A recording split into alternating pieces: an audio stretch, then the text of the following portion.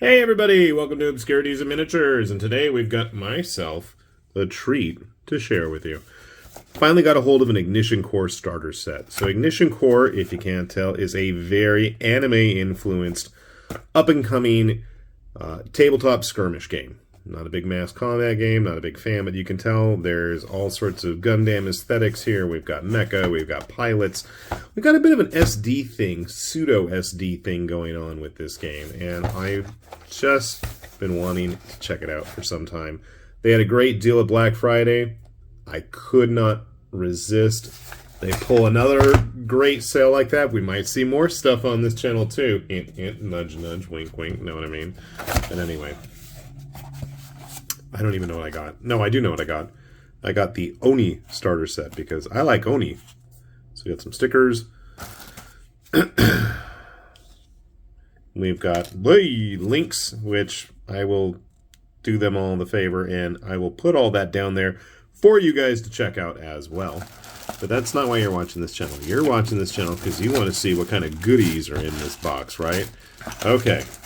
You got bases. Those are interesting. Are they 3D printed, maybe? Or like MDF cut? Oh, they're like acrylic, I think. They do have the logo of the company and the size. 75mm there, as I get my crappy $5 Amazon light trying to be in focus. So we have two 75mm bases. A more typical standard 50mm base, two of those, and it looks like 4 25mm bases. So not a bad haul of models, but we don't care about the box. I mean, we need it. Let's take a look at the models. Now, for whatever reason, I mean, obviously these are 3D sculpted. These are not 3D printed. Let me repeat, these are not 3D prints. You can see they are actually, I want to say it's that spin cast resin. Kind of like, what was it? Troll, I don't remember now. Okay, it makes me think Impact. I'm curious if Impact had a hand. I know Impact has worked with some of these artists before. A little bit of cleanup necessary, but, you know, it is actual resin stuff, so that's not the most surprising. Now, the detail there is looking pretty good. Obviously, these are super zoomed in, so you can see, like, all the whorls on my fingers there, and my fingerprints. But that's a good sign. That's a good sign because you can tell what we're looking at. I'm assuming... Oh, so these are the female infantry. One of the interesting things is you actually have a choice when you order these, at least through the company, and I can't think of anywhere else you can get this, but you do have the choice of what types of models you want. So they do have both male and female infantry options, as well as similar options for the heroes. I want to say this is the male pilot hero. Again, detail's pretty nice. They're small, but they're not overtly small. They're definitely going to be bigger than a Super Dungeon Explorer type model. Alright, what's in this bag? These are the smaller mechs. The ones that go on the 50mm base. Good size. You can see the little Oni symbol there on the shoulder. Again, there will be some cleanup. I don't remember if these guys had a weapon choice. I know the larger one, which we'll get to in a moment, did have a choice for his weapons. And then you can see he's got the backpack. Well, the backpack doesn't really want to fit. Maybe it's for the other guy. Maybe I need to cut that down a little bit. I don't know. Maybe it doesn't go there. I'm not sure. We'll figure that out. Alright, so they look to at least have the same weapons, pretty much the same model. These are like the support guys. Oh, that's right, there's only one large mech. Even though there were two 75mm bases, we'll talk about that in a sec. So here is the body so far of our larger mech. At least a good head taller. Definitely wider. Now he had an option for a regular gun or the big backpack ammo minigun. I had to go with the minigun. I had to. They have a like relic version, kind of like the ancient upgraded heroic version, where it's carrying a big Konobo metal studded club and bashing the remains of a enemy mecha to smithereens. So I had to check that one out too. Backpack doesn't fit super flush to the body. I don't know if that's going to be an issue. Getting our ammo feed attached is always one of those fun chores. Hopefully that works out okay. And the last bag for the second 75mm base is actually for a troop dropship, which I thought was kind of cool. Now, just so you can tell, it's not going to be in scale. Oh, that's a bit of a shame. Got a bit of an air bubble that burst there, so, yeah. That's going to definitely need some cleanup. But you know what? I cut my teeth on those Forge World models. I know what I'm getting myself into. So our dropship here, troop transport, whatever it's going to be. I believe that's supposed to go there. Maybe not. It is supposed to have an open floor or an area, so you can have the guys sitting in there.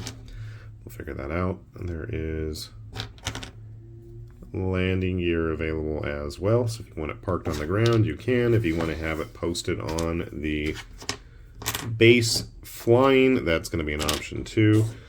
I have no idea how these parts are going to go together, but it doesn't look like it's going to be super complex. Outside of just the nose having a bit of damage there, we can blame it on the enemy, right? It looks pretty decently cast. So I am going to take this pile of resin and I'm going to put it all together, and I am also going to show you the results. So if you want to see, sit tight. Alright, we got our Oni guys, and I should say gals, all put together here. And got them all cleaned up, or at least mostly. We're going to start off with the hero model. Quite cool looking. Kinda SD, but not exactly.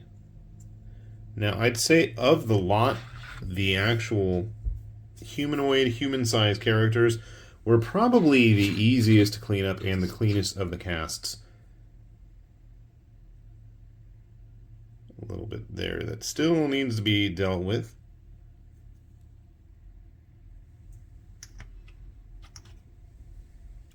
They're definitely kind of at their own scale.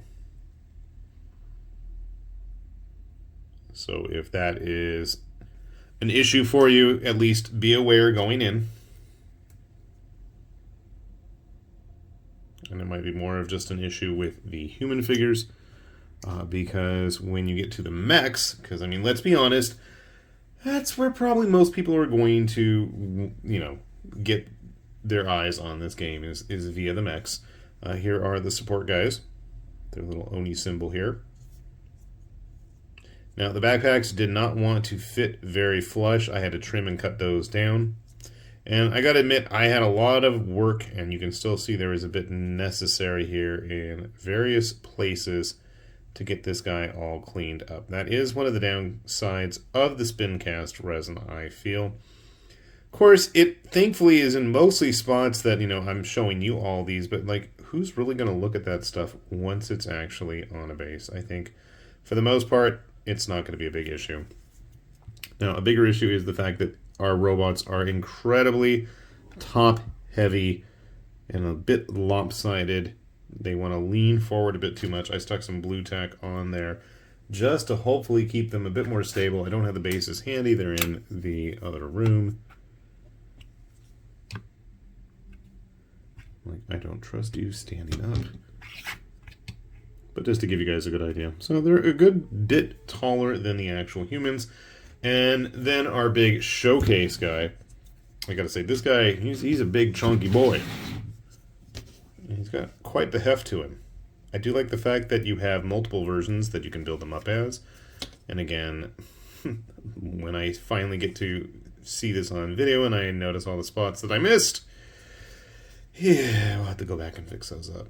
Again, some rough spots here and there that, it's going to need some cleanup. But, that is pretty common these days, I think, anyways, working with various resins. He's a big dude sitting on a 75mm base. You can see there with the humanoids, human-sized people. And finally, I don't even know if I built this correctly. I should have gone and checked online, but maybe it was another of the factions I confused the gunship with. The pieces did not want to cooperate. I probably should have heated them up, but since I don't have a heat gun, and my brother does, and I have asked him to help me with that, and I'm yet to see any results from that. Yeah, I'm calling him out on that. Get to work on those wings, dude. You can see it was a bit sloppy at points. Now, it is nice and stable. You did have to close the wings up. I don't know if maybe you can... No, I guess that was all... It has to all get glued together, I guess. I don't know if this gunship is in scale with the humans. I guess you could fit one person in the cockpit, and that's about it. Maybe the other factions have a little bit larger ones. I'm not sure. But it's definitely something different. And, I like different. I'm okay with different. And sometimes things need to be shook up a little when it comes to gaming on the tabletop. I think a lot of times we get very stuck in our ways and people don't want to move on to something different. So I'm all for it. And I think if the price is right, I'm definitely going to be looking at picking up a rival faction to go with these, or maybe some of the other mechs to supplement them. That's the only thing. I think I'm just too much of a cheapskate. I guess I was just, growing up when I did and knowing how much blisters of minis cost at the time, it's a hard sell for me. But, the quality is there, the uniqueness is there, and I mean, obviously, if we want to see more interesting and independent games flourish, I mean, yeah, you gotta pay up. I gotta stop being such a cheapskate at times. But I mean, honestly, the models look nice. The rules are all available free on the Ignition Core website if you want to check that out. Obviously, we'll have a link down there below if you want to check it out. While our Primaris Marine is quite a bit larger than these guys. I don't know, I think they're too small to use as Tau battle suits. A little too SD-ish, and they don't have enough weapons. Let's grab... I'm looking around, I don't have much in the way of sci-fi figures. Shame on me. I've got like Deathfield stuff from Wargames Atlantic. And like the rest is all like 3D printed stuff. And none of it really like goes with any of this to make like an apt comparison.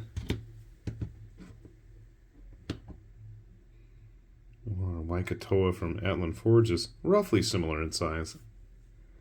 Not the bulk, though. So, if you're in the mood for something different, and you like that anime aesthetic, because obviously I think these figures have that going for them in spades, there's some really cool looking mechs, especially as support units. And I'll be honest, now that at least I have a starter, I'm going to be eventually picking up some of those support mechs as well. Let's see if I can get this stuff painted first. And like I said, if you guys want to take a look at any of this yourself, there is a link down below, and I happily encourage you to take a look at some of the stuff Ignition Core has been working on. I know they have a set I've been keeping an eye on myself. I'm waiting to see more. That is based on a RPG type game that they're working on in the Ignition Core universe. They've got a set of fantasy figures. They've got their Magical Girl Assault stuff that they're doing with Martin Atelier. They've got some interesting stuff. And I mean, it's, to me, these are the kinds of obscurities we need to see more of on this channel. I mean, I will be the first to admit that I get in kind of a rut and a routine of the same old, same old. I mean, I know what I like, but I will do my best to continue to find new and interesting things just like this to hopefully show off to you guys in the future. So, with that said, This has been High Lord Tamberlane with Obscurities and Miniatures, saying thanks for watching, and we will see you back here soon. Bye-bye.